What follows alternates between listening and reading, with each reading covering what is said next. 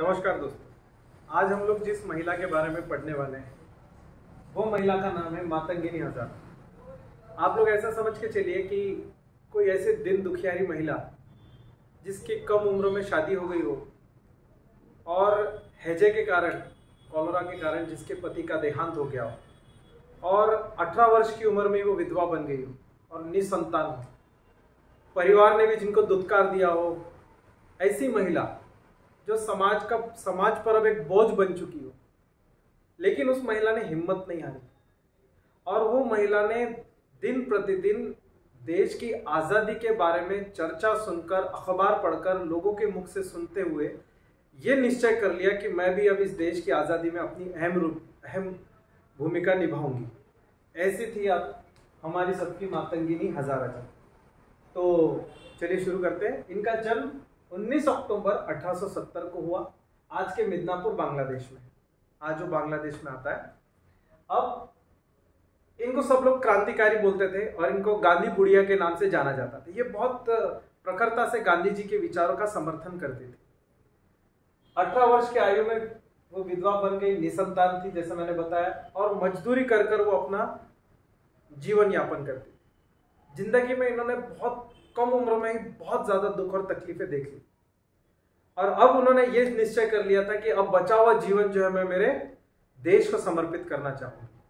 और फिर उन्होंने 1932 में गांधी जी के द्वारा स्वाधीनता आंदोलन से वो जुड़ना स्टार्ट कर दिया। 1932 में उन्होंने प्रत्यक्ष रूप से उनका नाम अखबारों में आने लगा कि ये महिला गांव खेड़ों में जाकर, शहरों में घूमकर लोगों को स्वाधीनता आंदोलन के लिए लोगों को इकट्ठा कर रही है।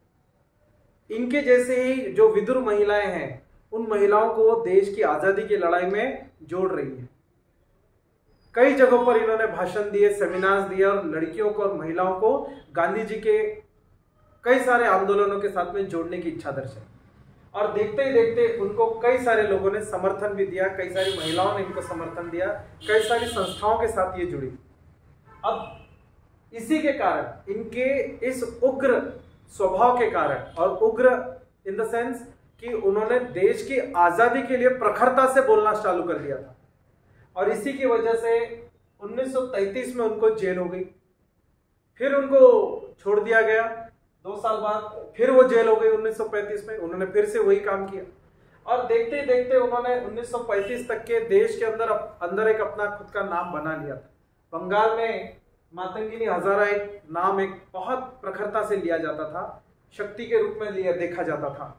अब यहाँ पे आप लोगों को समझ में आएगा कि गांधी जी ने 1942 को जब भारत छोड़ो आंदोलन शुरू कर दिया तो बंगाल के अंदर इस महिला ने 5000 लोगों को इकट्ठा करने की भूमिका निभाई और इन्होंने ये डिसाइड किया कि अब हम सरकारी कचहरी या सरकारी डाकघर के सामने प्रदर्शन करेंगे।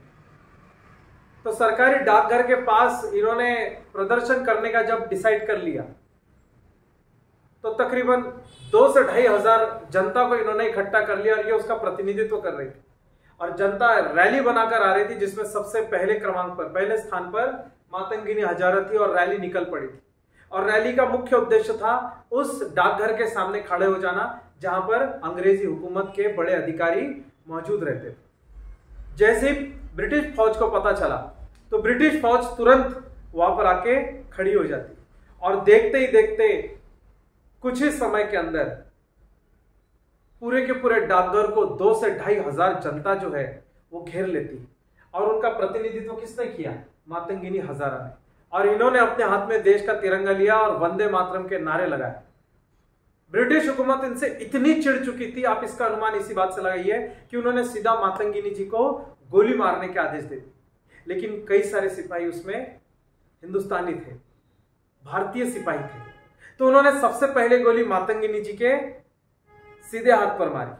तो उनके हाथ में झंडा था तो उन्होंने वो झंडे को दूसरे हाथ में लिया और फिर भी भारत माता की जय और वंदे मातरम के नारे वो लगाती रही।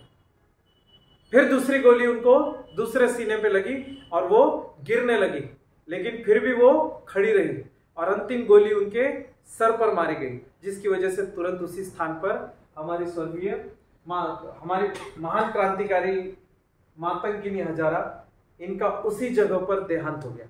और देहांत हुआ 29 सितंबर 1942 को, ठीक है। तो 29 सितंबर 1942 को 3 गोलियां मारकर ब्रिटिश हुकूमत ने उनको जमींदोज कर दिया और उसी समय पर उनका देहांत हो गया। इसका नतीजा ये हुआ कि जनता में इतना रोष आ गया देश की आजादी के लिए। अब लोग इतने पागल हो गए, क्यों? क्योंकि अब मातंगिनी हजारा जी रही नहीं। तो जनता ने न सिर्फ वहां से पुलिस और ब्रिटिश अधिकारियों को हटाया, बल्कि वहां पर 21 महीनों तक एक पैरेलल सरकार भी बना ली। 21 महीनों तक के उस जगह पर सरकार बनाई और उसको चलाया भी। तो ये थे आपके मातंगिनी हजारा। अब अगर हम लोग आज की बात करें तो 2015 में भारत सरकार ने वेस्ट बंगाल में Matangini Hazra government college of art and science इसकी स्थापना की और 2002 में उनके नाम के डाक टिकट भी छपे। अब आप इमेजिन करके देखिए, इतने समय बीत गए, 1942 और 2002 और 2015, आज भी सरकार उनको भूली नहीं है। आज भी उनके द्वारा किए गए कार्यों को सब लोग याद करते हैं। सो आई होप आप लोगों को पूरा चैप्टर समझ में आया होगा। छोटा ही चैप्टर है लेकिन फिर भी बहुत इंटरेस्टिंग है। आप लोग इसकी नोट्स निकालिए और इसके आगे का क्लास नेक्स्ट लेक्चर में कंटिन्यू करते हैं। नमस्कार।